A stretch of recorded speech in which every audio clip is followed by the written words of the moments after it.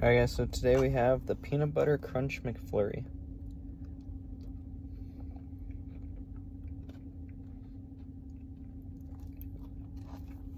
They're like really small bites of it.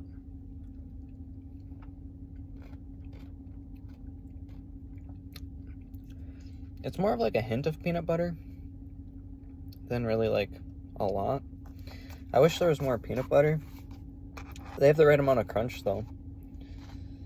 I'll give it an 8 out of 10.